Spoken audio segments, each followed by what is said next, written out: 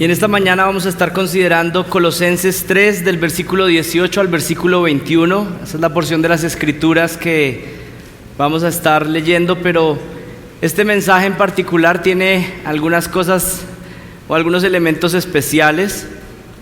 Y es que este mensaje titulado Una familia llena del Espíritu Santo fue el sermón que prediqué la segunda vez que nos reunimos como iglesia. Claro, eran otras condiciones y la mayoría de ustedes no estaba. Eso sucedió hace un poco más de 2 años en el patio de la casa de César Rincón, cuando nos reuníamos bajo un par de carpas que todavía habían sobrevivido a la tormenta y más o menos había un grupo de 30 personas. Así que consideré útil repetir este mensaje porque creo que es base y es clave para nuestras vidas como iglesia, entender qué es una familia que está llena del Espíritu Santo, qué es lo que Dios espera de las familias. Y muchos de ustedes no han escuchado este mensaje, así que creí que era útil. Y para los que ya lo han escuchado, pues sé que también va a ser de bendición porque es algo que necesitamos refrescar. Va a ser útil para matrimonios que se han casado hace poco, familias que llevan poco tiempo, como familias que tal vez llevan décadas casadas. Necesitamos recordar la palabra de Dios. Así que vamos a leer Colosenses 3 del versículo 18 al 21 y vamos a pedir al Señor que nos bendiga y que nos instruya a través de su palabra. Dice así, Colosenses 3, versículo 18: Mujeres, estad sujetas a vuestros maridos, como conviene en el Señor. Maridos, amad a vuestras mujeres y no seáis ásperos con ellas. Hijos, sed obedientes a vuestros padres en todo, porque esto es agradable al Señor. Padres, no exasperéis a vuestros hijos para que no se desalienten. Oremos. Señor, lo primero que queremos reconocer delante de ti, ante este texto, ante tu palabra sagrada e inspirada, es que ninguno de nosotros puede cumplir con lo que tú demandas de las Escrituras a menos que tu Espíritu Santo esté morando en nosotros. Así que lo primero que suplico esta mañana es que si hay aún personas aquí que no han nacido de nuevo, que no tienen el Espíritu Santo morando dentro de ellos, que tú hagas una obra de salvación. Padre, utiliza tu Espíritu para quebrantar corazones y que puedan venir a salvación el día de hoy. Padre, no se trata de intentar mejorar nuestra familia, sino que queremos glorificarte a ti, Señor, a través de nuestra familia. Padre, pero aquellos que ya están en Jesucristo, aquellos que ya hemos nacido de nuevo, también necesitamos la fuerza, el poder en tu Espíritu para poder obedecer estos mandatos. Ayúdanos, Señor. Apartados de ti no podemos hacer nada, así que te suplicamos que bendigas nuestras familias y que nos sostengas. Padre, guíanos e ilumínanos a través de tu palabra. Ayúdanos, Señor. Amén. El día de hoy, entonces, mi propósito principal con estos versículos es demostrarles que para poder tener una familia que glorifique a Dios, tiene que ser una familia que esté llena del Espíritu Santo. Si estamos apartados de Él, no vamos a poder cumplir con lo que Él demanda, no vamos a poder glorificarle. Así que en la tarea de hacer discípulos en nuestra familia, y particularmente hablando a los hombres que están liderando, necesitamos la potencia espiritual de Dios capacitándonos. Si Él no nos fortalece, entonces no vamos a poder ser los hombres que necesitan nuestras familias. Y ustedes, mujeres, no van a poder ser las mujeres que Dios demanda de ustedes si no están recibiendo la fuerza de Dios mismo. Y esto tiene una razón principal que comúnmente no reflexionamos, pero la razón de que necesitemos de Dios es que para que cuando podamos obedecer, el único que se lleve la gloria es Él. Si pudimos hacer algo, si pudimos levantar una familia en los caminos del Señor, obedientes a estos mandatos, al final de nuestros días, el único que se llevará la gloria es Él, porque si Él no nos hubiera ayudado, no hubiéramos podido hacerlo. Así que toda la gloria de principio a fin es para Él. Necesitamos a Dios mismo morando en nuestro hogar, pero no solamente de una manera mística como algunos lo dicen, que ponen una Biblia abierta en la sala y dicen, esto es porque Dios mora en nuestro hogar. No, sino el Espíritu Santo obrando en nuestros corazones, en nuestras vidas, transformándonos en cada conversación, en cada discusión, en cada decisión que hay que tomar como familia. Dios mismo dirigiéndonos para poder serle obediente. Necesitamos a Dios morando en medio nuestro, en nuestros hogares. Y eso solo se puede si estamos llenos del Espíritu Santo. Pero miremos un poco el contexto de la carta a los Colosenses. Y hoy vamos a estar viendo algunas señales que identifican a una familia que está llena del Espíritu Santo. Pero tengamos un poco de contexto. ¿De qué se trata esta carta? Pablo está escribiendo a los Colosenses y nos está hablando de nuestra suficiencia en Cristo.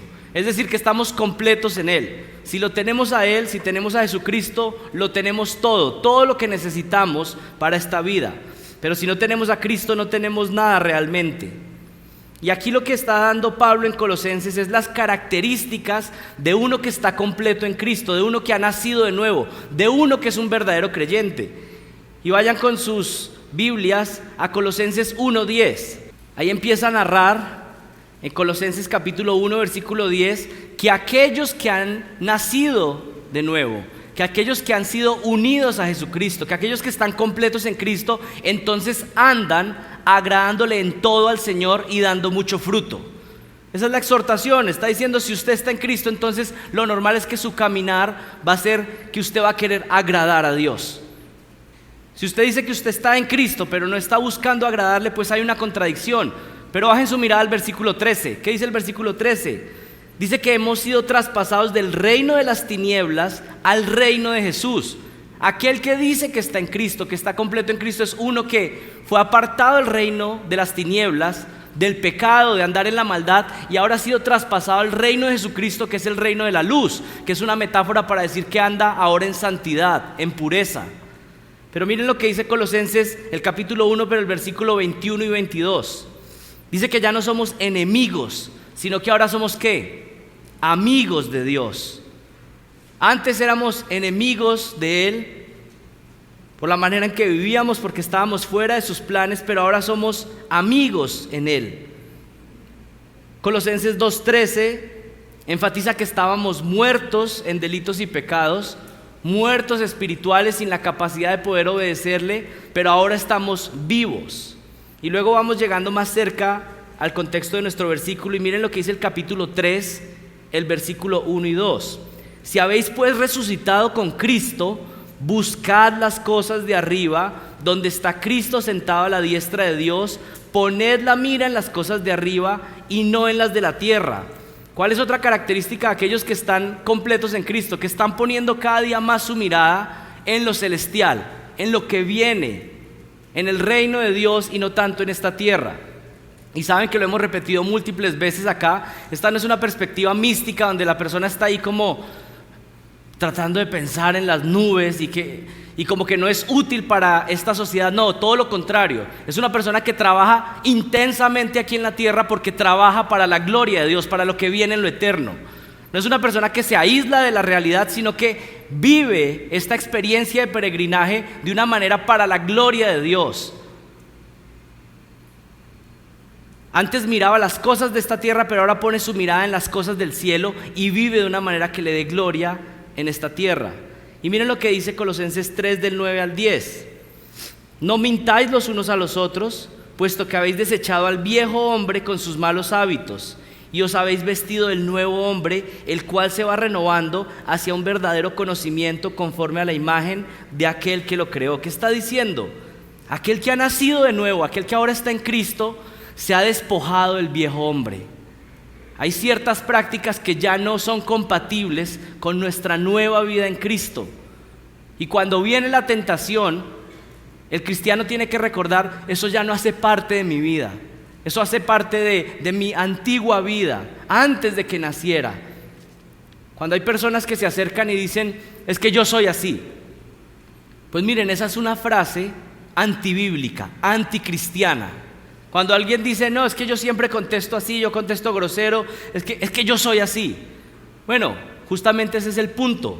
Eres así, pero en Jesucristo eres una nueva persona, una nueva naturaleza, con unas nuevas capacidades, con unos nuevos afectos, unos nuevos deseos.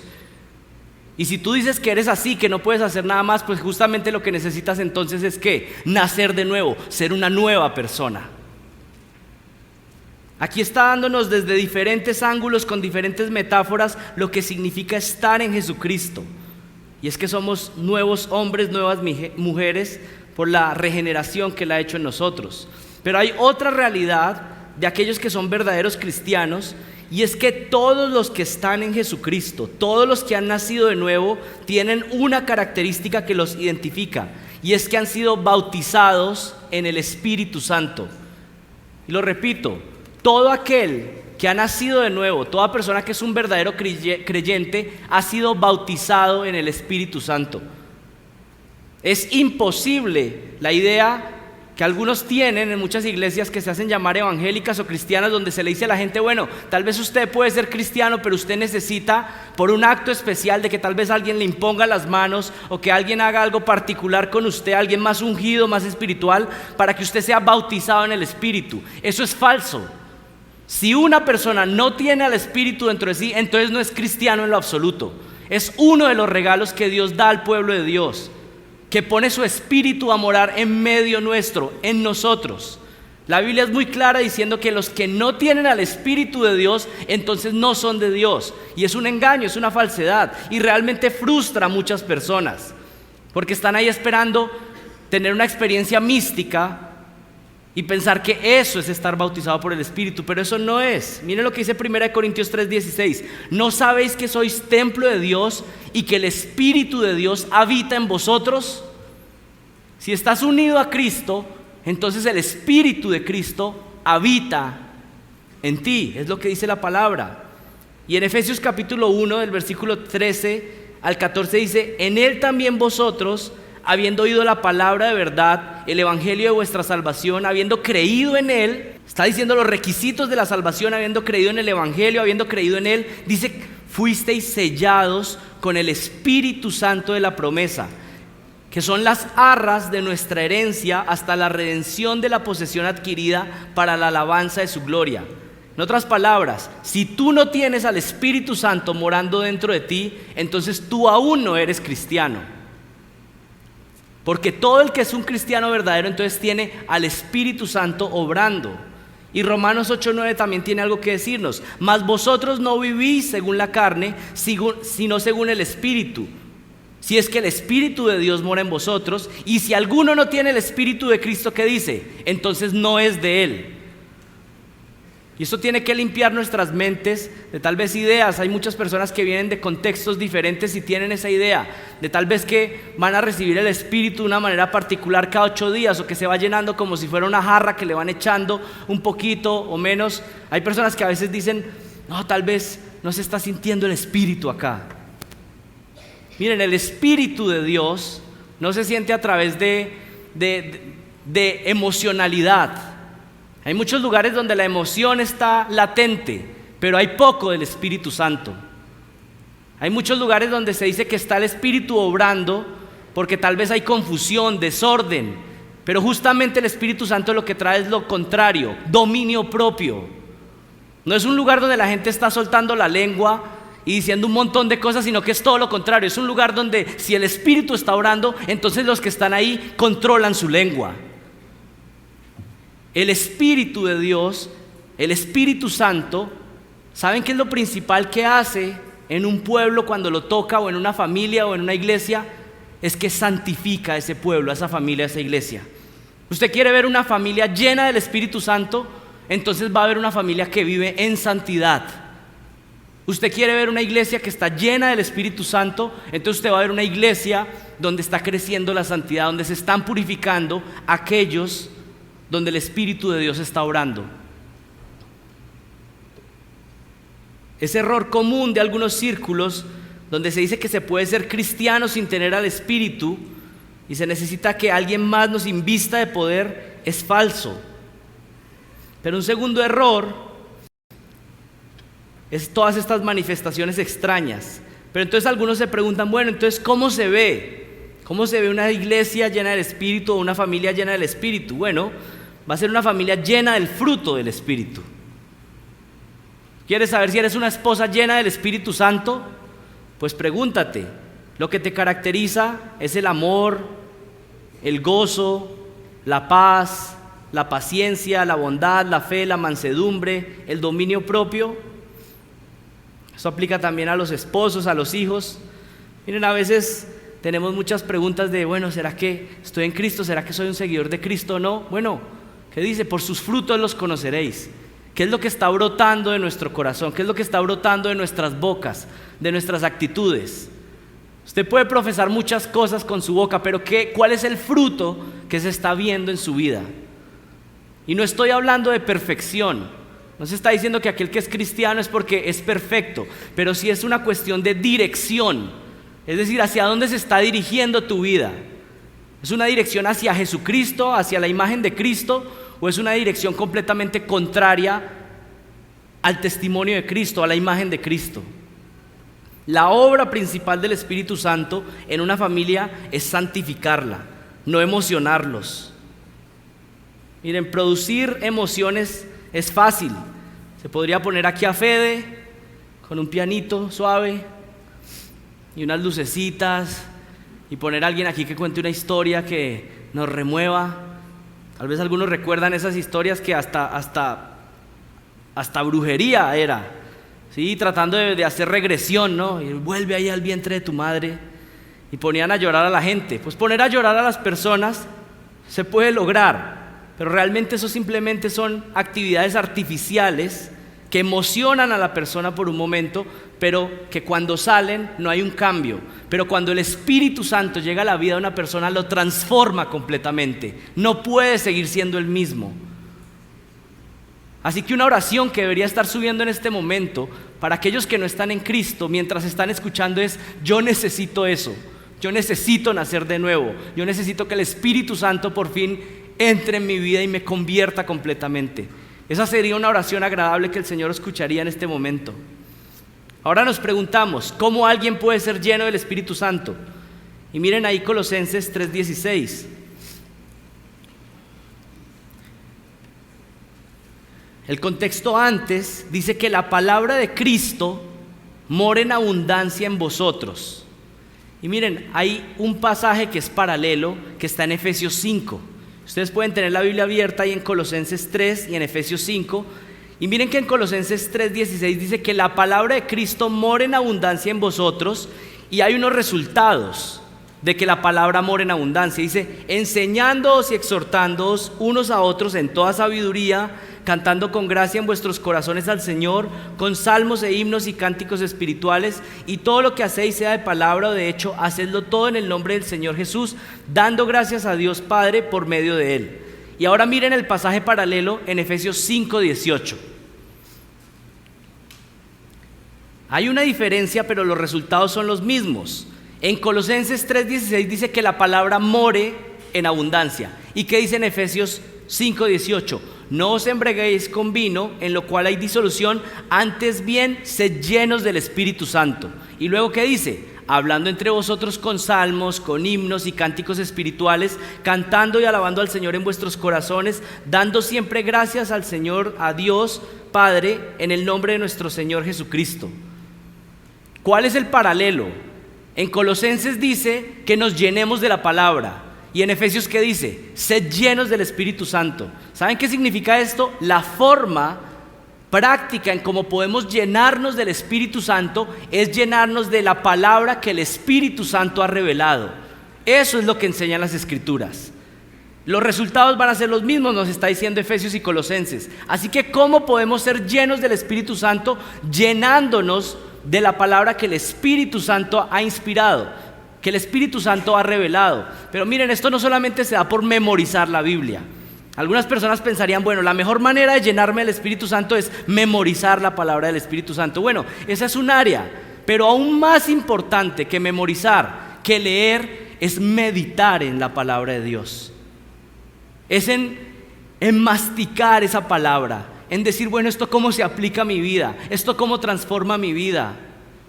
Hay un atributo de Dios, entonces ¿cómo ese atributo de Dios puede cambiar la manera en que estoy desconfiando de Él en esta situación práctica en mi matrimonio? Hay una promesa que Dios está dando, entonces ¿cómo me puedo aferrar a esa promesa? Hay un pecado que la palabra del Espíritu está revelando, entonces ¿cómo puedo apartarme de ese pecado? es meditar en la palabra de Dios. Es mucho más que leer, es meditar en esa palabra, pero no solo meditar, sino ponerla por práctica, ponerla por obra. No basta con ser oidores de la palabra, necesitamos ser ¿qué? Hacedores de la palabra. Así que esa es la forma en que podemos ser llenos del Espíritu Santo. Y miren, es un mandato. Está diciendo, sed llenos, es un imperativo. Y cuando hay un imperativo en la Biblia, estoy convencido inmediatamente entonces que es posible cumplirlo. Si fuera simplemente algo místico, esperando a que de pronto algo caiga, pues no dependería de nosotros. Pero el Señor está diciendo, no, su mandato es que ustedes sean llenos, sed llenos. Ustedes ya tienen al Espíritu morando dentro de ustedes, ahora déjense gobernar completamente. Tomen las acciones, obedezcan. Y la manera en cómo podemos entonces dejarnos ser gobernados por el Espíritu es dejarnos ser gobernados por la palabra de Dios, leyéndola, meditándola y practicándola. La única manera de tener una familia llena del Espíritu es saturar nuestras familias de la palabra de Dios, leer, meditar y practicar. Ahora sí vamos a entrar en nuestro texto. Sí, esa era solamente la introducción. Colosenses 3:18. Vamos a ver entonces cuáles son las señales de una familia llena del Espíritu Santo. El contexto ya lo vimos, pero ahora miremos entonces cómo se ve esto en la práctica. Y esto nos sirve a manera de evaluación, pero una manera también de saber cuál es la dirección y suplicar al Señor que nos ayude. Señal número 1 de una familia que está llena del Espíritu Santo. Número 1, mujeres sujetas al liderazgo de sus esposos. Versículo 18, miren lo que dice: mujeres, estad sujetas a vuestros maridos como conviene en el Señor. La primera instrucción está dirigida a las mujeres.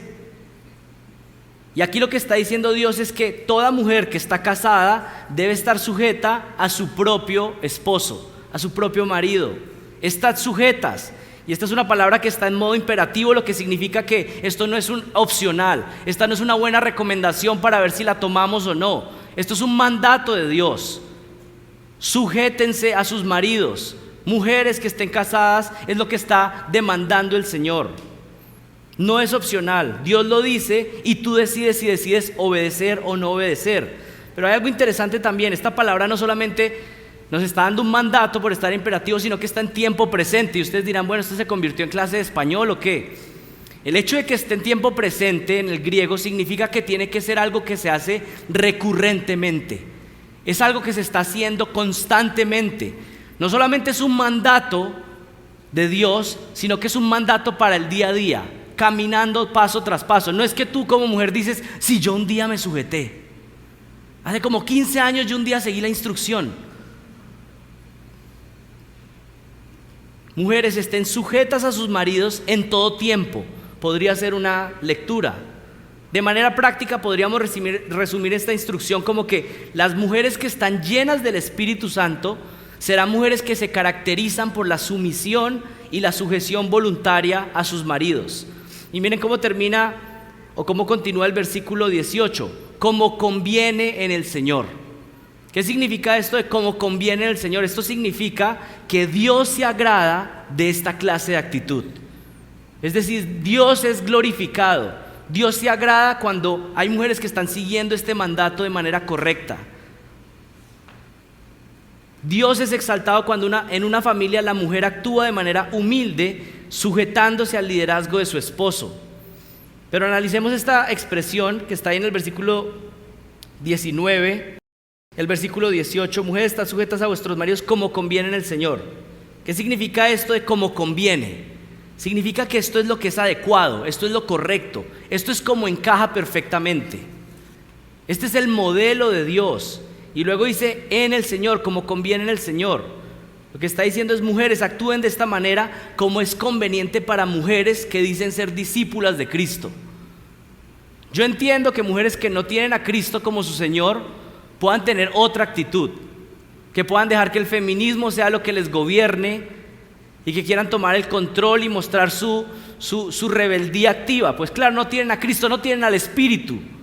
Pero para mujeres que dicen que son seguidoras de Jesucristo, para mujeres que dicen que el Espíritu Santo está morando dentro de ellas, entonces esa actitud es incompatible con la realidad de alguien que realmente está en Él.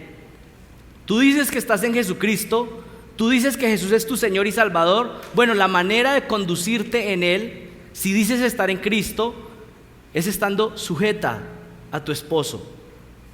De otra manera no encaja, no cuadra, no es como conviene en el Señor. Y miren, hermanas, algunas están ahí diciendo, bueno, el mandamiento es sencillo de entender, pero es difícil de practicar.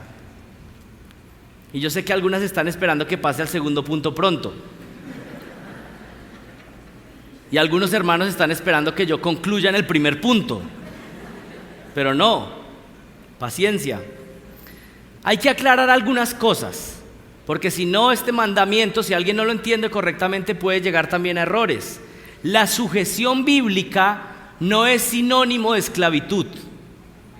Más bien es la muestra de un corazón humilde que se dispone a seguir con gozo la autoridad que Dios ha establecido en el hogar. Pablo enfatiza esta misma idea en Efesios 5, 21 al 24, y también Pedro hace un llamado a las mujeres que están casadas con hombres incrédulos a que se sujeten a ellos en 1 de Pedro 3:1. Ese es el mandamiento de Dios. Pero miren, si solamente tomamos estos versículos y los aislamos del resto de la enseñanza bíblica, alguien podría llegar a conclusiones pecaminosas. Por eso aclaro que la sujeción de la mujer al hombre en el matrimonio no está hablando de esclavitud o de inferioridad. Hay que poner algunas aclaraciones bíblicas. La sumisión no significa inferioridad. Y podría demorarme mucho tiempo explicando esto, pero voy a tratar de resumirlo. Cuando el Señor creó a la mujer, dijo que era ayuda idónea para el hombre. Es decir, una que iba a poder complementarle y ayudarle para que cumpliera su propósito en esta tierra. Pero esa palabra de ayuda, ¿saben en la Biblia a quién es al que más se le aplica? A Dios. Dios es la ayuda del hombre. Así que concluir que si Dios dice que la mujer va a ser la ayuda del hombre es ponerla en inferioridad, sería decir que porque Dios es nuestro ayudador, entonces Él está en inferioridad. Así que ser ayuda lo que significa es que Dios va a dar a alguien un apoyo y una fortaleza para que pueda cumplir los propósitos de Dios. Mujeres, cuando el Señor está diciendo que ustedes son ayudas idóneas, no está poniendo que son por debajo o inferiores, sino que están diciendo que ustedes son la herramienta de Dios para que sus esposos puedan cumplir el propósito que Dios les ha puesto en esta tierra. Y claro que sí, esposa, tú puedes ser o un estorbo para que Él cumpla esos propósitos, o puedes ser la ayuda para que Él pueda cumplir los propósitos que Dios ha dado. La mujer es creada a imagen de Dios, al igual que el hombre, así que tienen el mismo valor espiritual, obtienen la salvación de la misma manera. Y estas premisas que estoy dando nos cuidan de caer en otro error pecaminoso, que es el abuso del hombre hacia la mujer o el maltrato hacia las mujeres, lo cual es pecado. Algunas personas leen la Biblia y dicen, entonces la Biblia es machista. Bueno, eso es mentira. Dios le dice a los hombres que cuiden a las mujeres con delicadeza, pero manda a las mujeres a que se sujeten a ese liderazgo de una manera humilde. Hermanas, es difícil porque va en contra de sus naturalezas pecaminosas, pero quiero decirles algo: si ustedes tienen al Espíritu de Dios morando dentro de ustedes, claro que pueden hacerlo, y el Señor puede ser glorificado. Tener una actitud humilde, confiar en Dios y permitir que el esposo pueda desarrollar su rol de líder. Y solo una mujer sujeta puede cumplir a cabalidad con su rol como ayuda idónea e edificadora del hogar, como dice Proverbios 14:1. Y miren que el mandato que aparece ahí en el versículo 18 dice: mujeres, estad sujetas a vuestros maridos como conviene en el Señor. Pero saben, en los versículos más adelante, cuando habla de los empleados con sus jefes o de los hijos hacia sus padres, les dice obedezcan. Y hay una diferencia ahí. No está diciendo igual como le da el mandato a los hijos de que obedezcan a los papás, no le está diciendo a las esposas que obedezcan en la misma manera que los hijos tienen que obedecer. Y esto tiene implicaciones porque algunos hombres han tomado estos mandatos de manera pecaminosa, pensando que sus esposas son como otras hijas. Y esto es incorrecto. Lo que está enfatizando aquí es más bien la idea de un trabajo en equipo, donde hay un líder y hay una esposa que va a ser colaboradora de ese líder para cumplir con los mandatos que el Señor está dando. Y por supuesto tengo que aclarar que una mujer se tiene que sujetar a su esposo en todo, a menos que ese esposo le esté pidiendo que haga algo pecaminoso, porque ahí ella se estaría yendo en contra de la autoridad suprema que es Dios. Pero si tu esposo no te está pidiendo que hagas algo pecaminoso, pues trata de sujetarte pidiendo al Espíritu Santo que te ayude. Y si pide algo pecaminoso, si te dice que van a mentir en un negocio, que tienes que mentir en una llamada, que tienes que hacer algo que va en contra de Dios, no digo que entonces ahí sí es la oportunidad para entonces sacar las pancartas y armar la revuelta en la casa. No, de manera humilde acércate y dice: mira, ¿sabes qué? Yo quiero sujetarme, yo quiero ser humilde, pero lo que me estás pidiendo va en contra de lo que Dios me está diciendo y no puedo hacerlo. Aún la manera en cómo dices que no a algo pecaminoso muestra la actitud del corazón, porque la sujeción, más que algo externo, es algo interno. Es más, hay muchas mujeres que a veces dicen que sí a todo, pero su corazón está rebelde, y lo que el Señor está mirando son los corazones, un corazón sujeto y humilde. Así que una mujer que quiere cumplir con este mandato va a honrar el liderazgo de su esposo, jamás se burlará de su esposo en público o de manera ofensiva, buscará oportunidades para que él lidere. Un ejemplo práctico en las conversaciones, pues llegan y entonces la esposa prefiere que sea el esposo el que esté liderando. Algunas hermanas uno llega y no ni puede hablar con el esposo, y en los pequeños detalles se ve quién está liderando. A veces hay una llamada al hermano por alguna situación, la que está contestando y la que está diciendo lo que hay que hacer es la esposa por allá desde atrás, y uno escucha. Tal vez la hermana piensa que nada está escuchando, pero sí, todos te estábamos escuchando. Una mujer que está sujeta va a preguntar, va a consultar a su esposo en el tono de un equipo. Esto no estamos hablando del jefe que llegó el jefe a la casa, no, estamos hablando de un equipo donde hay un líder y hay unos colaboradores que están para cumplir con los propósitos de Dios. Una mujer sujeta a la autoridad en el hogar es una mujer sujeta a Dios. Sin darse cuenta, una mujer sumisa está dándole un ejemplo a sus hijos de que su prioridad es sujetarse a las Escrituras antes que a sus deseos particulares. Una mujer llena del Espíritu Santo es una mujer que se deja gobernar por la palabra de Dios y busca que su recompensa sea en el cielo y no en esta tierra. Segunda señal de una familia que está llena del Espíritu Santo: hombres amorosos con sus esposas. Hombres amorosos con sus esposas. Miren el versículo 19. Maridos, amad a vuestras mujeres y no seáis ásperos con ellas. Aquí Pablo está enfatizando que cada hombre debe amar a su propia mujer. El esposo está llamado a amar radicalmente a su esposa. Y Pablo usa la misma construcción gramatical que ya vimos, es un imperativo presente. Lo que está diciendo es que hombres amen a sus esposas, pero ámenlas de manera continua, por los años, constantemente amando a sus esposas en el día a día. Miren, el amor lo que significa en este contexto es no ser egoísta. En vez de poner nuestros propios intereses, primero poner los intereses de la esposa primero. Amar es preferir al otro antes que a mí mismo.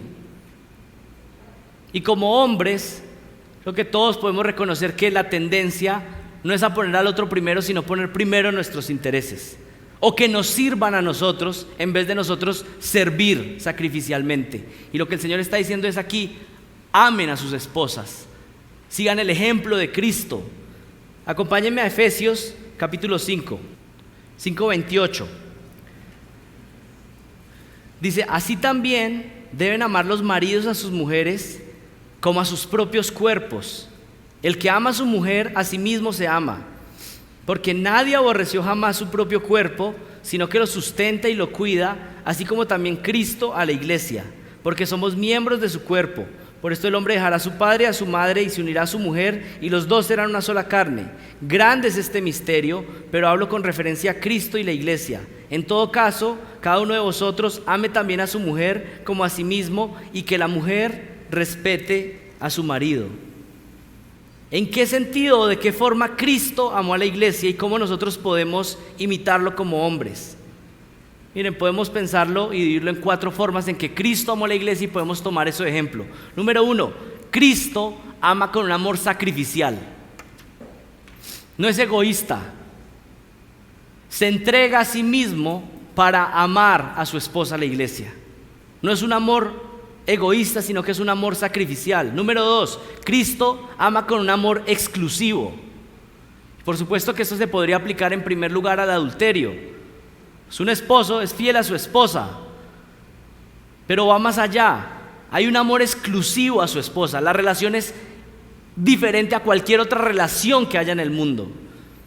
Y es interesante porque Jesucristo ama en un sentido de manera general, muestra su gracia común a todo este planeta y a toda su creación. Pero Él ama de manera específica y de manera electiva a los que son suyos, a los que hacen parte de su pueblo. Y cuando uno compara el amor de Dios hacia su iglesia, aquellos que ha salvado, con la gracia que le muestra, la gracia común que le muestra a los incrédulos, ¿qué pareciera? Bueno, pareciera que no los ama mucho a ellos. Y eso mismo debe suceder en un matrimonio. El amor hacia la esposa es tan superior a cualquier otra relación porque está imitando el amor de Cristo. Y esto incluye a los hijos. Este hombre que quiere imitar a Jesucristo ama a su esposa aún por el amor que tiene hacia sus hijos y le demuestra eso a sus hijos desde que están en casa. Que los niños puedan ver y decir: mi papá ama a mi mamá por encima de cualquier otra relación. ¿Cómo ama más Cristo? Cristo ama con un amor que purifica, por medio del ejemplo, por medio de la oración. Un hombre que realmente está amando a su esposa la va a guiar a que pueda crecer en santidad. Y con esto quiero decir algo: esposos, algunas veces, tal vez muchas veces, ustedes van a tener que de manera amorosa guiarles al arrepentimiento a sus esposas, purificarlas por medio de la palabra de Dios. Eso es lo que Cristo hace con su iglesia, la está purificando.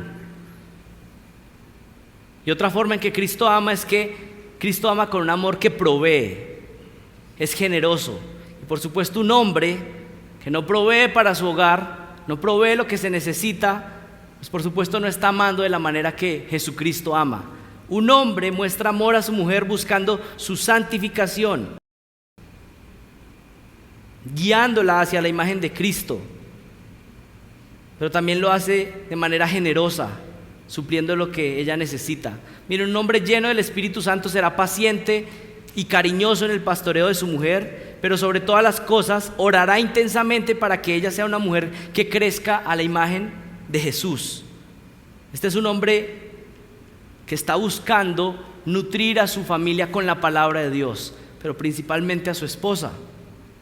Un hombre santo que provee en todo el sentido de la palabra. Provee financieramente, pero también provee el alimento espiritual y el ejemplo para su familia. Esa es una familia llena del Espíritu Santo. Mujeres que están sujetas a sus maridos de manera humilde y tranquila porque están completas en Cristo, pero hombres que están liderando de manera piadosa y amorosa. ¿Y saben qué pasa? Para mujeres que están con hombres de esta manera, pues es más fácil sujetarse. Y mujeres que están sujetándose son más fáciles de amar también. El Señor hace todo de manera perfecta. Miren, en Colosenses 3:19 dice: maridos, amad vuestras mujeres y no seáis ásperos con ellas. La palabra áspero significa que no debes actuar de una manera amargada con tu esposa. La palabra en el original está relacionada con algo que comes y es amargo, es ácido. Y algunos esposos parecen un limón con sus esposas. Son ácidos, son amargos. Pareciera que no están contentos con tenerla cerca. Esposos que tratan a sus mujeres de una manera áspera, amargada. En palabras simples, un hombre lleno del Espíritu Santo no puede ser un hombre amargado con su esposa. No podemos tratar a nuestras esposas con dureza, con actitud constante de estar enojados, de mostrar impaciencia y reclamando con enojo. Pablo ha dado una instrucción a las mujeres y ahora le está diciendo a los hombres que no pueden abusar de su autoridad, sino que tienen que tratar con delicadeza a las mujeres. Y por eso es que aclaramos entonces que la Biblia no es machista en lo absoluto. sino que está diciendo: hombres, traten con toda delicadeza, como un vaso frágil, dice Pedro, aquellas que son sus compañeras de vida. Es el mandato de Dios. Primera de Pedro 3:7 dice: y vosotros, maridos, igualmente convivid de manera comprensiva con vuestras mujeres, como con un vaso más frágil, puesto que es mujer, dándole honor como a coheredera de la gracia de la vida, para que vuestras oraciones no sean estorbadas. ¿Qué está diciendo aquí? Está diciendo que la manera en que vives con tu esposa tiene implicaciones espirituales. Tus oraciones, por supuesto, que son estorbadas. Tu comunión con Dios está estorbada si tu matrimonio no está bien. Una vez alguien se me acercó y me dijo: espiritualmente ando bien, lo que anda mal es mi matrimonio. Y es porque a veces las personas ponen como su vida en casillas, ¿no? Entonces tienen cajones. Está el cajón de las finanzas, está el cajón de los hijos, el cajón del matrimonio y está el cajón de la iglesia. Y no, todo con el Señor anda bien porque es como la parte de la iglesia. Que yo estoy yendo los domingos, estoy yendo al servicio de oración, entonces espiritualmente bien. No funciona la vida cristiana así.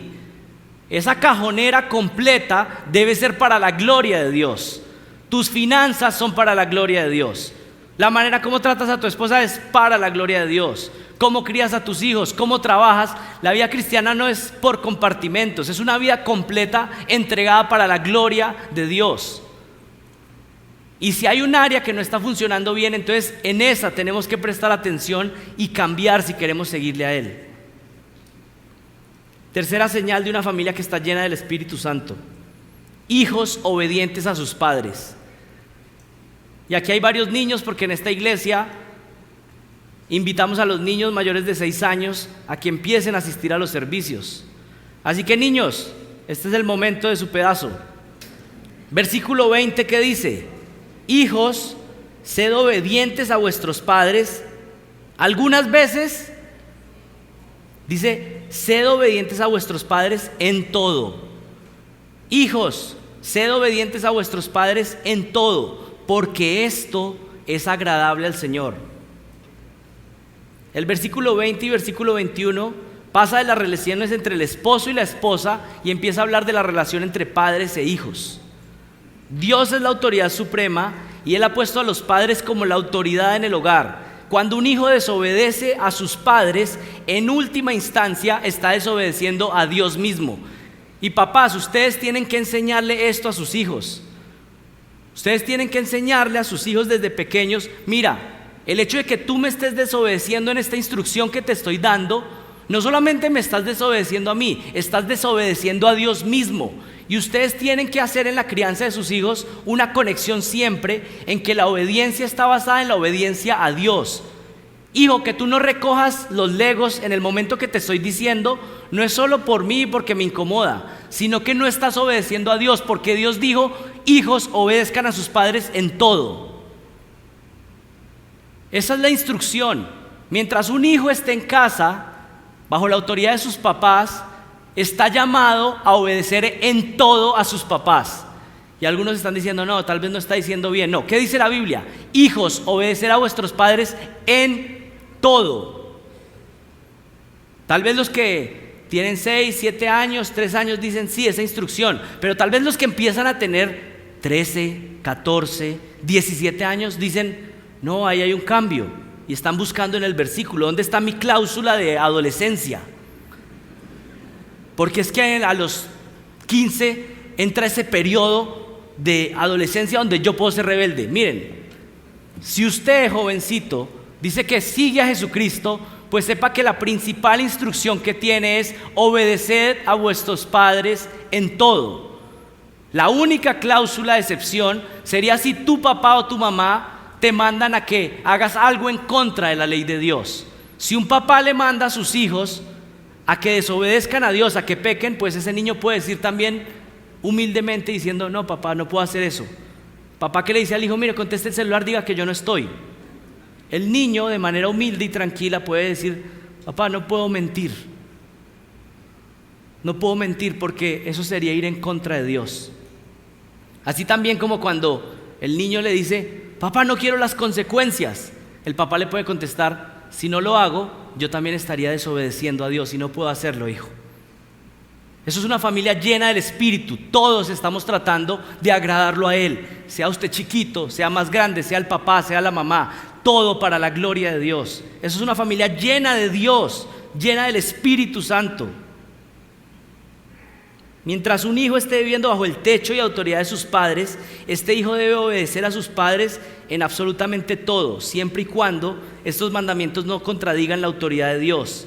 En palabras sencillas, un hijo en casa debe obedecer y honrar a sus padres siempre, a menos que le manden a hacer algo pecaminoso.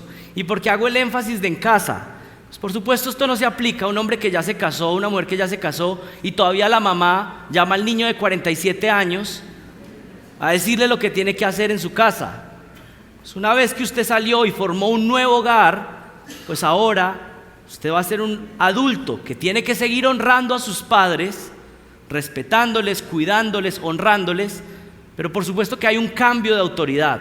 Ahora usted pasa a ser el líder en otra casa y ya no tiene que estar siguiendo la instrucción de su mamá o su papá. Y hay que hacer esta aclaración porque algunos dicen, no, yo tengo que obedecer a mis papás en todo, con 57 años. Última señal de una familia llena del Espíritu Santo: padres sabios que están animando a sus hijos. Son padres sabios que están animando a sus hijos. Miren el versículo 21. Padres, no exasperéis. Y otra manera de leer eso sería: padres, no le provoquen una ira pecaminosa a sus hijos. No le provoquen una ira pecaminosa a sus hijos. Padres, no exasperéis a vuestros hijos para que no se desalienten. ¿Cuál es el mandamiento aquí? A ser padres sabios, llenos de la instrucción de la palabra, para guiar entonces a estos hijos en el camino del Señor, en la instrucción del Señor, no por capricho o por egoísmo. El deseo de un padre que está lleno del Espíritu Santo es que ese niño sea obediente a Dios por encima de todas las cosas. Y miren, los papás muchas veces podemos irritar a nuestros hijos porque queremos poner nuestras ideales o expectativas sobre ellos, pero que son cosas que Dios no está mandando. ¿Usted se le ocurrió que su hijo tenía que tocar violín o piano o hacer cualquier cosa o ser el próximo Messi? Pero su hijo a duras penas camina y usted quiere que sea el próximo atleta y se le mete y le pone cargas pesadas porque es su idea, porque es su egoísmo. Usted quiere cumplir algo en él. Yo no estoy diciendo que no les exijan, que no les animen a que puedan pasar las pruebas, que no se desanimen a la primera, pero lo que está diciendo el pasaje es que no podemos estar exasperándoles, provocándoles a ira con expectativas que tal vez no son las expectativas de Dios, sino que son nuestras expectativas egoístas, y demandando a los hijos cosas para las cuales Dios no los creó. ¿Cómo podría un padre desanimar a sus hijos o provocarles ira? Bueno, hay múltiples maneras. Hay libros que se han escrito alrededor de esto. Hay sermones que se han dado solamente pensando en este versículo. Yo se los voy a resumir. Cosas que he leído y cosas que he escuchado en predicaciones. Formas en que un papá podría exasperar a sus hijos. Número 1, padres que crían con expectativas irrealistas, como lo mencioné. 2, padres que no tienen tiempo para sus hijos. 3, padres sobreprotectores. Los quieren tener tan amarrados así que les causan ira. 4, padres que no se interesan en disciplinar a sus hijos. No se involucran en guiarlos. Miren, los niños, como todos los seres humanos, venimos queriendo irnos en contra de Dios. ¿Y saben cuál es el regalo que Dios le da a un niño que nace? Unos papás para que puedan ser el muro de contención al pecado con el que ese niño viene. No creas que estás amando más a tu hijo porque eres el papá que no disciplina, porque eres el papá que dice, es que ahora yo soy el amigote de mi hijo. Y a veces empieza a pasar eso en la familia. Hay uno que se empieza a convertir como en el más bravo, en el más malvado supuestamente, y el hijo empieza a manipular y sabe, pues este es pero este le va a decir que es mi mejor amigo. Y el papá se empieza a creer la idea, yo soy el más amigo porque nunca le pongo ningún límite. Vas a ver las consecuencias cuando ese muchacho empiece a crecer y la vergüenza que va a traer a su padre y a su madre. No disciplinar a un hijo es causarle ira pecaminosa y puede ser que se demore unos años, pero va a suceder. Quinto, padres que disciplinan de manera pecaminosa. Un error es no disciplinar, pero otro error es disciplinar de manera pecaminosa, es decir, lastimarles de una manera que es incorrecta, demasiado severos, con ira, con rabia. La disciplina bíblica no se hace con ira o con rabia. 6, padres hipócritas o mentirosos. Por supuesto, esto desanima a los niños, que usted tal vez en la iglesia es amable con todo el mundo, usted tiene tiempo siempre para todos los hermanos, siempre tiene su casa abierta para que venga todo el mundo, pero nunca tiene tiempo para hablar con sus hijos o con sus hijas. Bueno, eso va creando problema en la familia. Padres que no se aman entre sí. Una manera de causar dolor e ira entre los hijos es que los papás no puedan tener una buena relación entre sí. Padres que hablan mal de la iglesia y del cristianismo. Algunos tienen sus hijos cuando llegan a los 17, 18 años y el muchacho ya no quiere volver a la iglesia.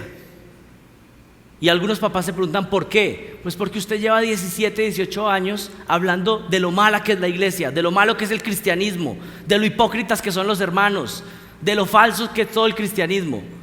Y usted ha estado cultivando eso en ellos y después ellos se alejan y usted se pregunta ¿por qué? Porque eso es lo que usted ha estado cultivando por años.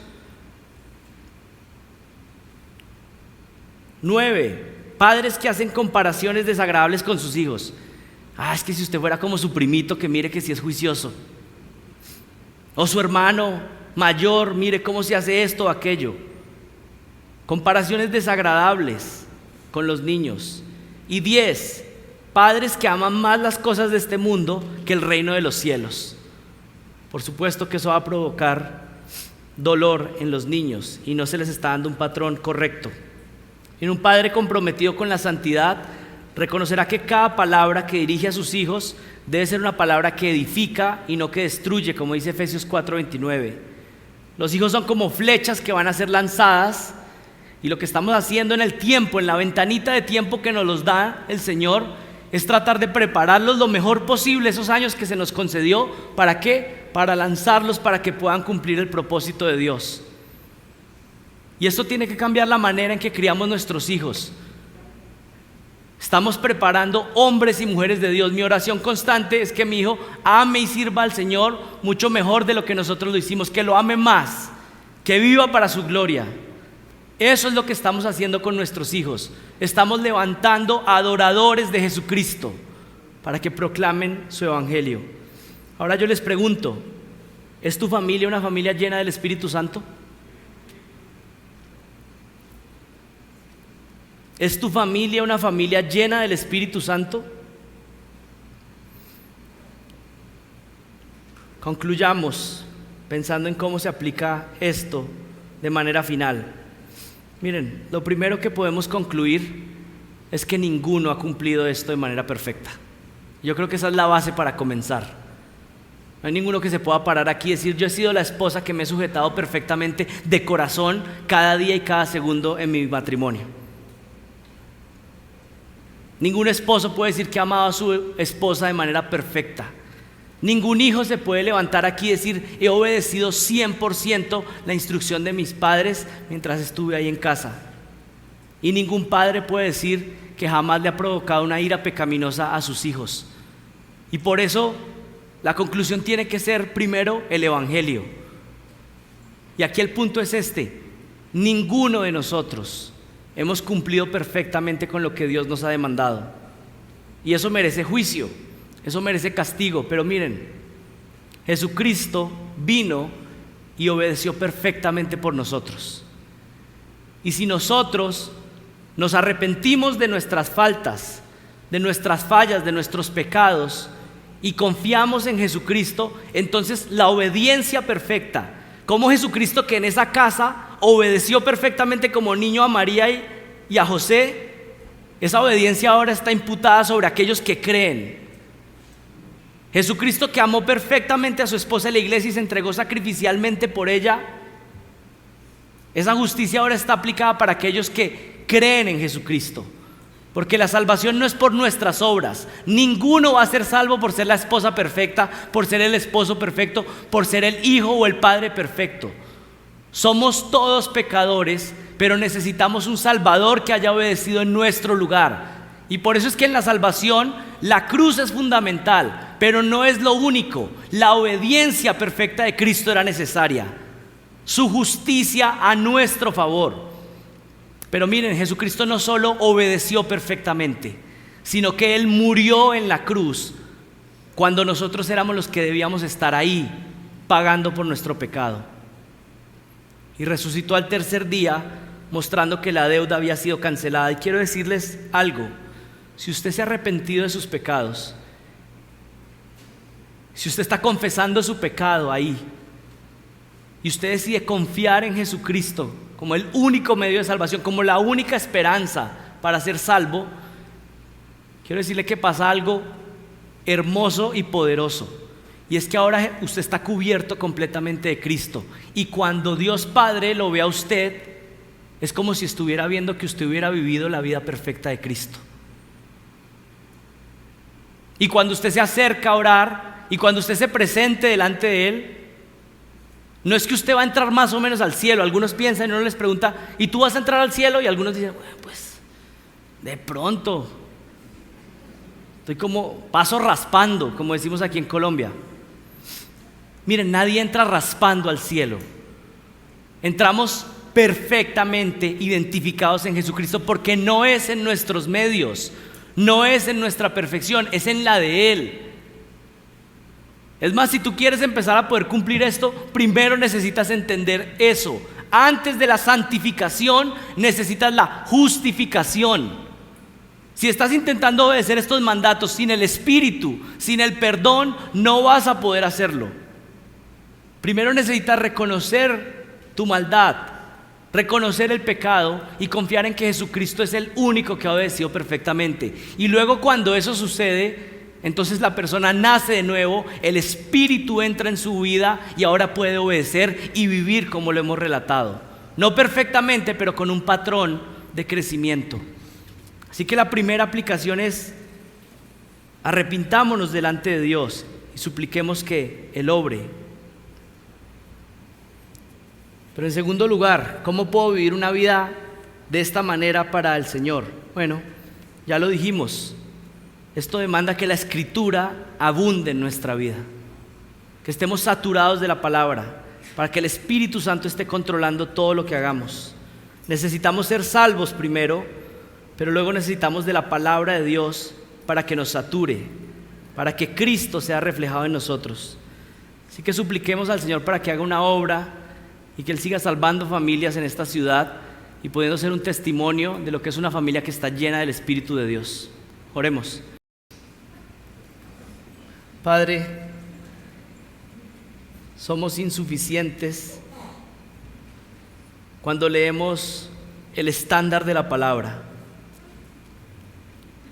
pero hoy damos gracias por tu Espíritu Santo que obra en medio nuestro cuando somos saturados de tu instrucción, de tus promesas, de tu ley, de tus mandamientos. Padre, te suplicamos ser una iglesia llena del Espíritu Santo. Que el fruto del Espíritu abunde en medio nuestro. Que haya santidad, que haya paciencia, que haya gozo, que haya benignidad, que haya mansedumbre, que haya templanza, que haya dominio propio, Señor. Ayúdanos. Y Padre, oramos de manera particular por las familias. Es posible que haya matrimonios aquí que vinieron destruidos esta mañana, y te suplicamos que tu Espíritu Santo haga lo que solamente tú, Dios, puedes hacer: transformar almas, salvar pecadores y santificarles para que puedan crecer a la imagen de tu Hijo Jesucristo. Padre, bendícenos y ayúdanos. Oramos en el nombre de Jesús. Amén.